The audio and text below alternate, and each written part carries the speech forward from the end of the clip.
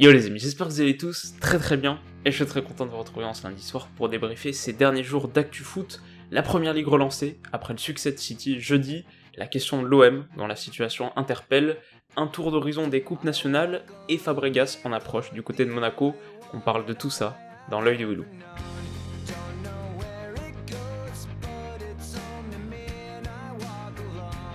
Et on commence avec ce choc au sommet de la première ligue disputé jeudi soir. Un duel de titans à l'intensité rare et remporté par des Citizens généreux 2-1. Au classement, Liverpool reste en tête, mais voit son avance réduite à 4 points. Alors on arrive un peu tard sur ce dossier, mais pour parler très brièvement du match, c'est une des toutes meilleures rencontres que j'ai vues cette année. Pas une avalanche de buts, pas même un déluge d'occasions, mais vraiment une intensité folle. Alors ça a parfois pris le pas sur la qualité technique, mais c'est logique. City a déclenché un pressing très énergique pendant au moins 45 minutes, avec une activité débordante de Fernandinho et Bernardo Silva, avec un Liverpool acculé devant son but et rendant beaucoup de ballons, mais sur les quelques transitions réussies, ça a fait très mal. Et Mané a touché le poteau, cette action, avec la goal line technologie qui invalide le but à 11 mm près, c'est aussi un symbole de la dramaturgie de cette rencontre qui aurait pu presque d'ores et déjà donner le titre à Liverpool en cas de victoire. Avec cette contre-performance en revanche, tout change et on va avoir une seconde partie de saison magnifique. Et alors, évidemment, personne ne voit l'avenir, mais si je devais miser absolument sur l'issue de cette première ligue, je choisirais quand même Liverpool. Parce qu'en fait, dès le coup de sifflet final, et alors que ça aurait pu être le cas, j'ai pas vu un groupe abattu. Que ce soit dans l'attitude corporelle de l'équipe dans son ensemble, ou plus précisément dans le regard de Van Dijk par exemple, on lisait, je trouve, une motivation encore renforcée. Une envie exceptionnelle d'être champion, mais une envie mature et sérieuse. Je pense que le mental est là, et je pense même que cette volonté d'acier, les Reds l'ont encore plus que City. Et quelque part, c'est normal. Du côté de Manchester, on sort après tout d'un titre à 100 points. Donc une performance qui est, à proprement parler, inégalable, et le club en a glané 3 en 7 saisons. Alors qu'en face, Liverpool est sans trophée depuis 2012 et n'a pas remporté la Première Ligue depuis 29 ans. À bien des égards, c'est pour ce club et pour ses supporters, c'est une opinion qu'on voit souvent, c'est un titre qui est encore plus important que la Ligue des Champions, ce qui n'est pas le cas de City par exemple. Après, il ne faut pas en faire trop sur ce point spécifique non plus, la motivation c'est qu'un versant de la question, et pour gagner un championnat il faut quand même un peu de qualité, mais il y en a, et il y en a encore plus que l'année dernière, avec une vraie profondeur de banc. Je trouve aussi qu'il y a une approche qui est plus mature, l'attaque est moins flamboyante que la saison précédente, mais Liverpool montre plus d'équilibre. 10 buts encaissés en 21 rencontres de Première Ligue, soit la meilleure défense des 5 championnats majeurs. Il y a aussi un vrai progrès tactique, avec le développement d'une animation plan B.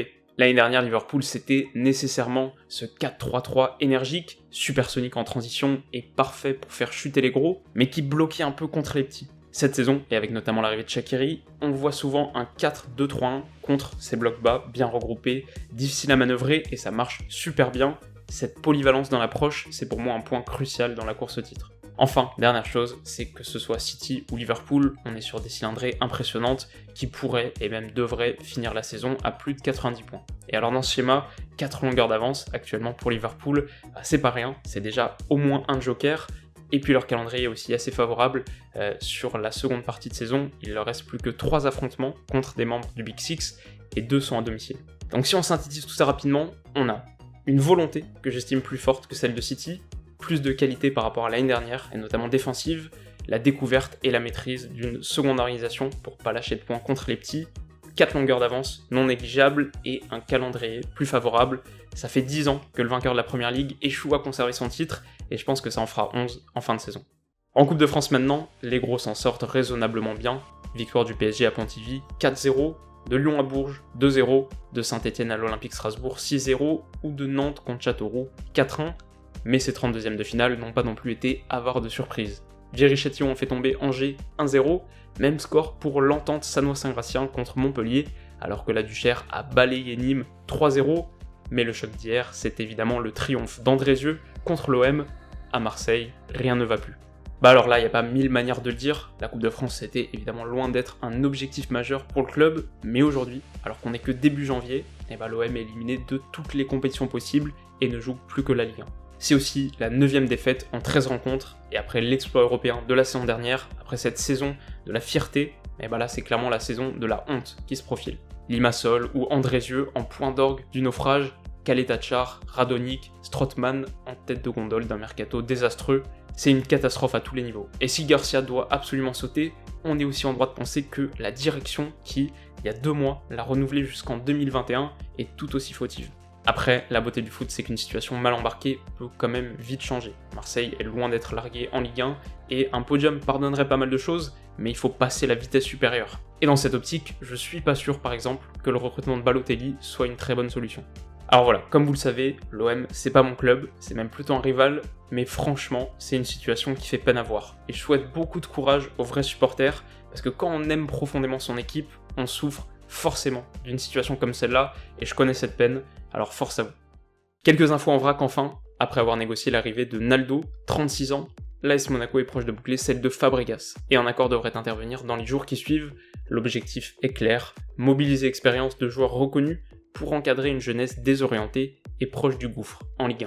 En Espagne maintenant, le Barça réalise une très belle opération en l'emportant à Getafe 2-1, puisqu'un peu plus tôt le Real Madrid a chuté au Bernabéu contre la Real Sociedad 2-0. Séville et Atlético, eux, se sont neutralisés en Andalousie 1-1. Au classement, les Catalans prennent le large et sont plus que jamais favoris à leur propre succession. Enfin, les gros n'ont pas flanché en FA Cup, 2 larges victoires pour City contre Rotherham et pour les Spurs à Tranmere 7-0. Samedi, Arsenal s'est défait de Blackpool 3-0. United a assuré l'essentiel contre Reading 2-0, comme Chelsea face à Forest sur le même score. Voilà les amis, c'est la fin de cet épisode de L'œil du loup et j'espère qu'il vous a plu. Cette semaine, les rendez-vous changent pas. Le mercredi, jeudi, samedi et dimanche, toujours à midi pile, on se retrouve pour découvrir 4 analyses préparées avec amour. Alors d'ici là, comme d'habitude, prenez soin de vous et bon courage pour ce début de semaine. Bisous.